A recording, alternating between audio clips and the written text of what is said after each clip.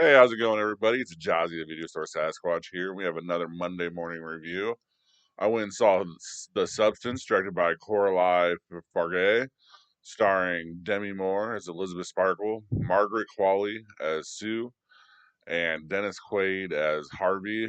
Um, this movie actually started with a Cinemark entrance from the cast. That's kind of different, but it's a fading fitness model decides to use a substance that splits cells and it temporarily makes the host younger. Is the best way to say it. The first thing I'm gonna do is I'm just gonna explain the substance to you because I don't know how well the marketing did. I kind of saw it. I kind of like, yeah, the movie's gonna look good, but you never know. So the first thing I'm gonna say is the substance works like this: is once you take the substance, it is permanent, so you have to keep taking it no matter what. You have to switch with your old body every 7 days, and so it's 7 days on and 7 days off. Um, obviously the conflict can arise from going past 7 days and doing this and doing that. This is probably, honestly, one of the best movies I've ever seen before my entire life. It's certainly the best horror movie I've ever seen. I looked up the director Coralie Farge here, or Fargot, or Great. I had to I just had to see what it was. One, I had to confirm she was French. I had to do that because this movie just spoke French to me without being French. If you know their horror movie style, which is more about absurdity, grotesquity, it's kind of as to where we're kind of like jump scare and we're trying to scare you. Their horror movies more trying to make you feel uncomfortable, trying to make you sick and nauseous almost. It's very intense and it kind of builds from that intensity. And the more squeamish you are, the kind of better the movie it is. That's kind of why this movie was so good, is because it did really do all that. And two, I wasn't surprised one bit to learn that she directed Revenge. If you've seen that movie, you've had to probably see that movie to even kind of consider something like this movie. There's a couple other movies you probably would have had to have seen, but this one is the one that she did. This the intensity of this movie is exactly the one thing that it brings to it. I think there's a scene where she like burns a beer can across her rib cage, and um, like where most directors and most filmmakers and most areas, especially American, they kind of take the edge off. Maybe like go somewhere else, scream, make you even think about it. Like they literally showed you this, That's kind of like the French style.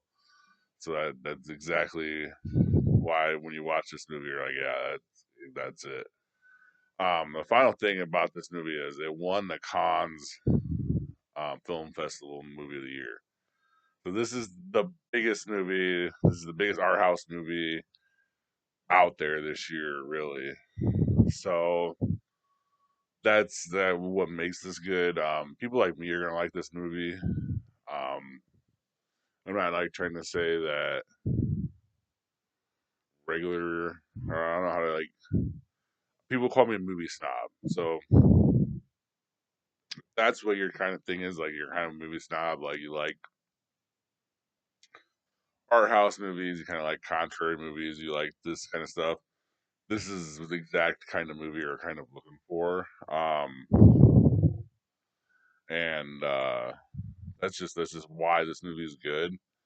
The how and the who made this movie good is we're gonna start just from the bottom. Dennis Quaid.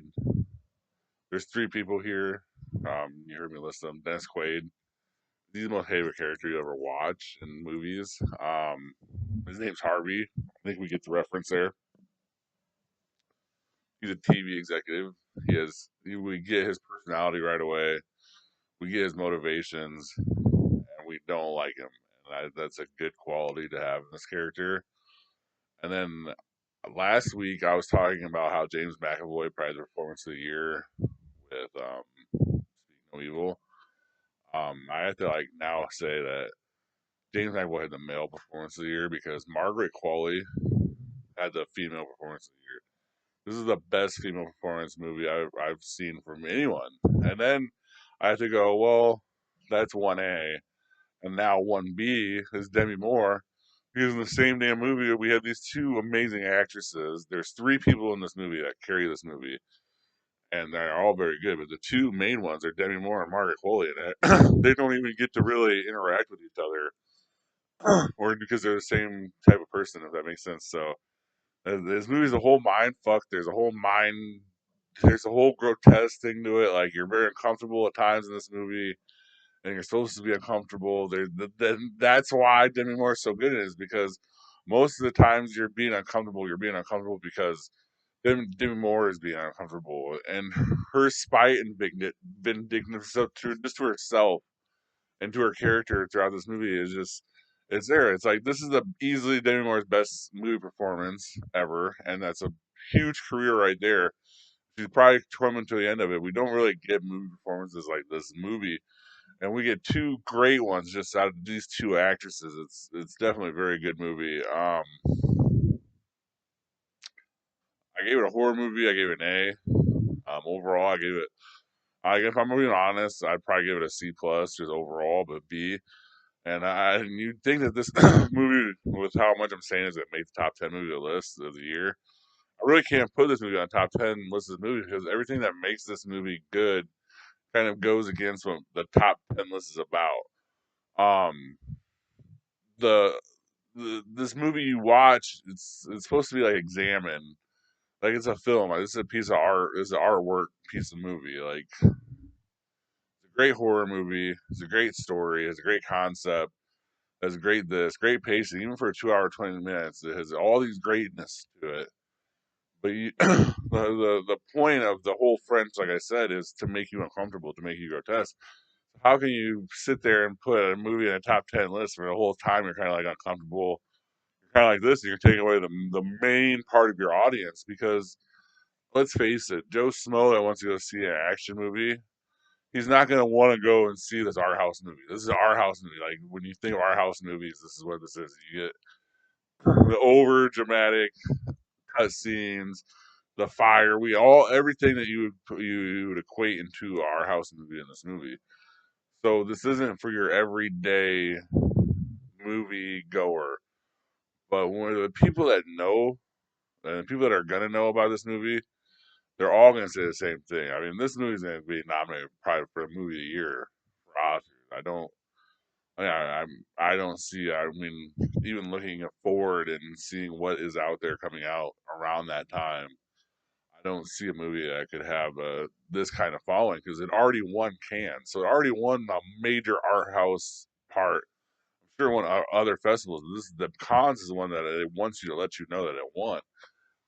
I heard the term elevated horror for what A24 does. I don't really, I don't get that term. And then I was kind of looking at this and it says body horror, and I was like, body horror. I think that's probably more the French thing too, but I get exactly what they're saying with a body horror movie, and I get everything about it.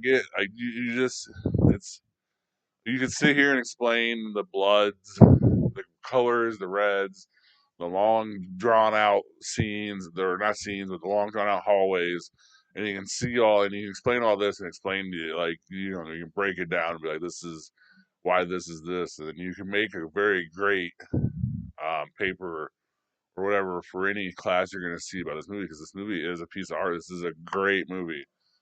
So I do recommend this movie, but you really have to look at yourself and be like, can I watch this type of movie? Because you're giving up 2.5 hours, one, and two, you're going to be uncomfortable for about an hour and a half of it, and because you're going to be asked a lot of like serious questions about like life, like what is youth and what are we willing to do to get that youth, and once we have that youth, are we addicted to it? And that's what this movie is about. It's a lot of it's driving force through addiction.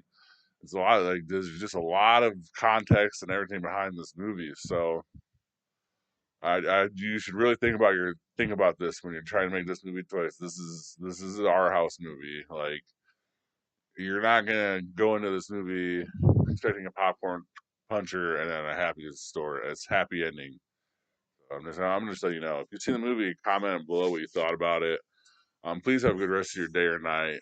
Please like and subscribe, and thank you very much for watching. And thank you for watching. Please like and subscribe. Comment your top movie picks for Throwback Thursday in the comment section, and see you next time in the cave.